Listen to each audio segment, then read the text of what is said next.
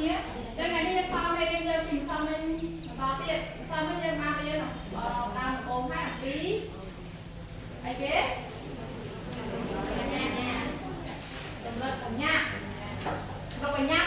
អញ្ចឹងមេរៀនតម្លឹកបញ្ញារបស់យើងខ្ញុំបានបញ្ជាក់មិនសំនឹងហើយហើយយើងនឹងមានការឆ្លើយសំណួរទាក់ទងនឹងការតម្លឹកបញ្ញាអត់ដល់ថ្មីតចប់បន្ទាប់ពីយើងសិក្សាពីពាក្យសិក្សានេះសិក្សាពីពាក្យចេះសិក្សាពីពាក្យយើងមានពាក្យដូចជាពាក្យសុចរិតមើលនៅស្ទីលក្រុមយើងមកហើយយើងអាចឡើងសើលើកដាក់ទៀតបានចាយើងមានទូរស័ព្ទក៏យើងអាចឆែកបានដែរណាសម័យនេះគឺជាសម័យ digital ចឹងយើងអាចឆែកបានតាមទូរស័ព្ទដែរចឹងបទកតិនេះកំណារបស់យើងបទកតិហើយជាច្បាប់ល្បាតថ្មីបងអូនមុននឹងអានអត្ថបទគឺយើងត្រូវអត្ថបទអំណាចរបស់យើងនេះយើងត្រូវអានសំណួរសិនយើងអានសំណួរដើម្បីដឹងថាក្នុងអត្ថបទហ្នឹងគឺចង់សួរយើងពីអីខ្លះចាអញ្ចឹងសូមអ្នកអានសំណួរម្នាក់មកឡើងអានសំណួរមួយកំណាប់នេះតែជាបរិវ័យចូលពុះតាមចំណាប់ជួនរបស់កំណាប់ខាងលើចូលប្រាប់ឈៀងទួនអានលេខផងក្នុងវគ្គទី2នៃកំណាប់នេះ4តើការងារសុចរិតដល់ផលប្រយោជន៍អ្វីខ្លះដល់អ្នកនិងសង្គម5ចូលបង្ហាញតម្លៃអប់រំរបស់កំណាប់នេះ6ចូលស្រង់គុណកិរិយាក្នុងកំណាប់ឲ្យបាន3ពាក្យចាអរគុណកញ្ចោចង់រំលឹកឡើងវិញរំលឹកថានៅបឋមសិក្សាយើងសូត្ររបៀបម៉េចចង់រំលឹកឡើងវិញហើយយើងចាំបានដែរការរំលឹកបញ្ញត្តិនៅមេរៀនដើមឆ្នាំណាអ្នកគ្រូបានបរៀនមួយបែបឲ្យយើងសូត្រដែរចាហើយចាចាំអត់អីគេមកអីចាំបែបអីបែបអីគេមេត្រីអញ្ចឹងកំណាប់របស់យើងមានច្រើនបែបណាការសូត្រប៉ុន្តែឥឡូវយើងសូត្រអ្វីបានយើងចាំក្នុងបឋមសិនមកឥឡូវយើងដើម្បីសូត្រកំណាប់បានយើងត្រូវអានសិនអានដើម្បីឲ្យយើងចូលពាក្យហ្នឹងបានយើងសូត្រទៅគេអត់តាក់ហើយនឹងស្រួលក្នុងការសូត្រអ្នកគ្រូគាត់ប្រាប់ចឹងណាចាអញ្ចឹងយើងមើលកំណាប់ហ្នឹងអូនឃើញអាខាងវងកំណាប់ហ្នឹងមកកំណាប់ហ្នឹងឃើញមានអីគេ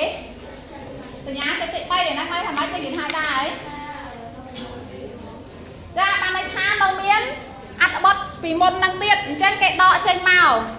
កពីអត្ថបទដើមនេះណាអញ្ចឹងយើងអានមើលអ្នកគ្រូអានបងមើលតាមកើតមកជាមនុស្សទាំងស្រីទាំងប្រុសមិនដែលចេះឯងបើក្រឲ្យមានវិញ្ញាណចេះក្រែងគិតគ្រប់កន្លែងកុំដេកតែក្រ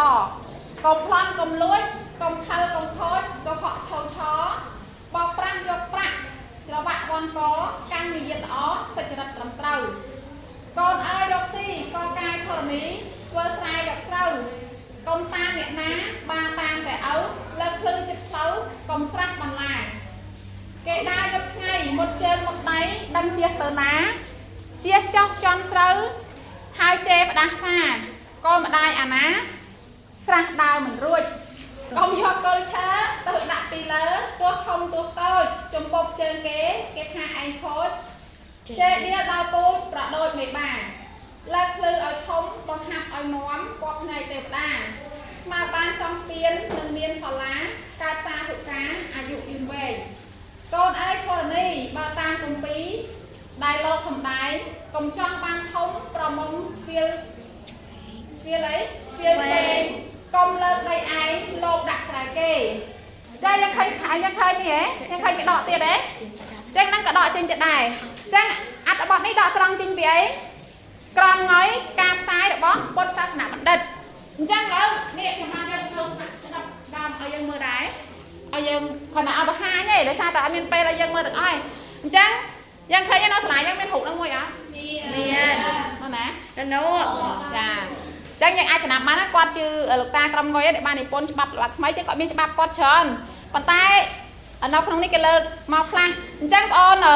អាចមានពេលទំនេរម៉ោងបណ្ណាល័យអីបងអូនអាចទៅបណ្ណាល័យខ្ចីសភៅហ្នឹងឬក៏អាចបើកអានច្បាប់ដើមទាំងស្រុងបានណា Chà còn nhiều bọc hai là dân đằng chẳng lâu dân chặt đám sốt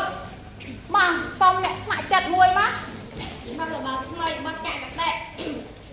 cạp nộp chim nung tiếng sợi tiếng prong mân đa trên ảnh bà rõ ỏi miên vinh nhiên trên cày cần trong cần lái cùng đây tại cao cùng lâm cùng luôn cùng chờ cùng khôi có hông trâu trò bọc rắn dọc răng cho vang cho cổ càng đi yên ó sụt chân trầm trơ con ơi đó xì có cái thôn ni phơi ra dọc rừng cùng tán nhạc na ba tam ta ở lực lưng chật phơi cùng sang bần la chà ác con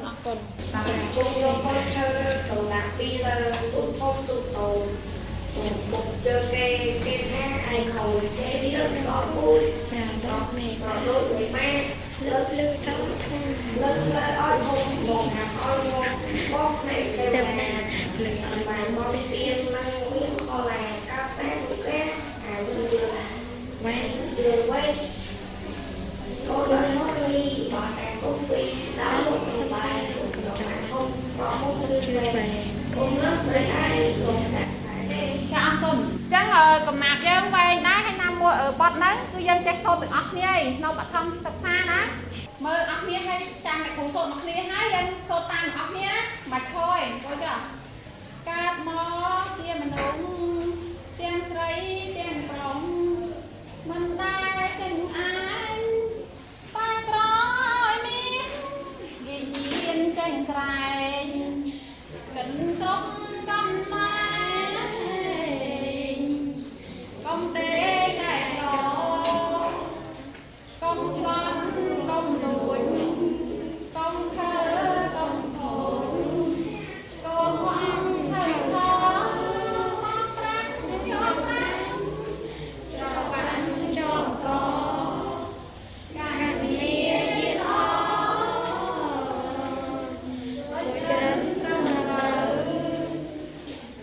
con ơi đó xì con ai hồn lý vơ sai đổ sâu công tan liên mai bà tan tài ấu chơi bản năng cho mơ tới anh diễn sốt ba đấy năm té ban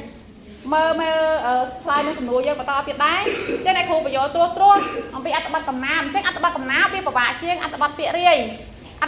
cái nam ôn an tớp ôn cho lấy trên cầm nam bên miền này không nắng dân bà nông ca vô tích này khu bây giờ tích đầm bay ôn ai slide sầm núi ban công chân công thôi có họ thầu trò bom prang vô prang cho bạn cho có căn bị giật ó sẽ là tầm đầu trên cái đi pi đi có ao dân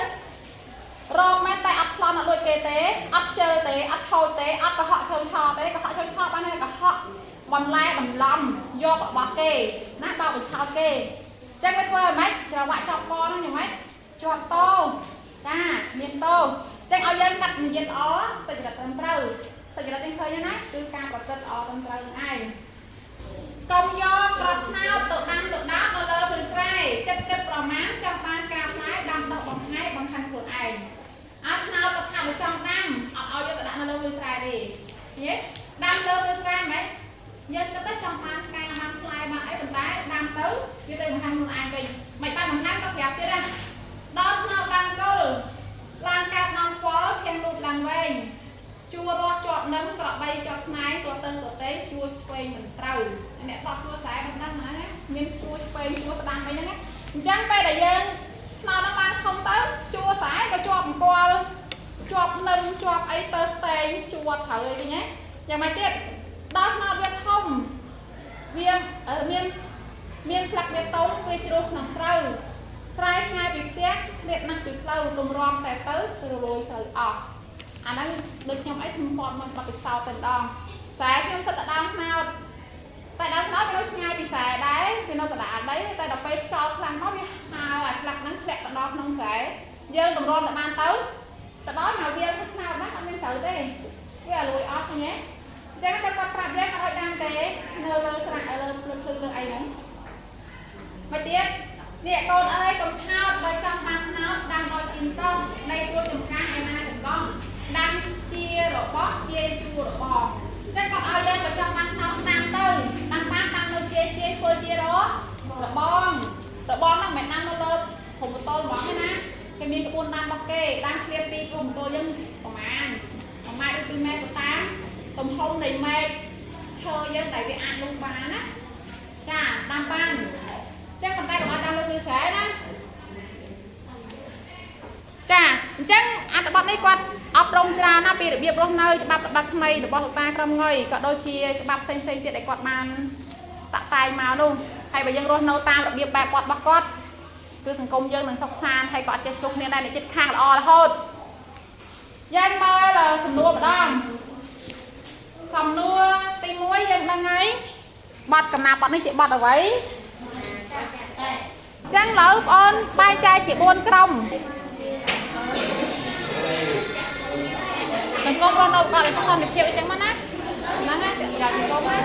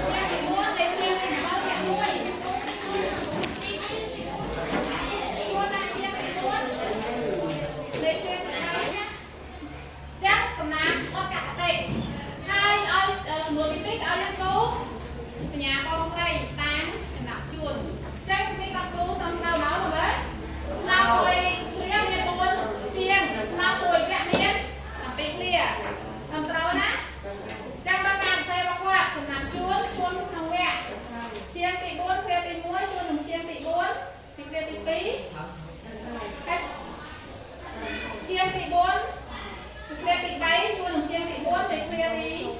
5ហើយជួននឹងជាងទី4នៃគ្រាទី6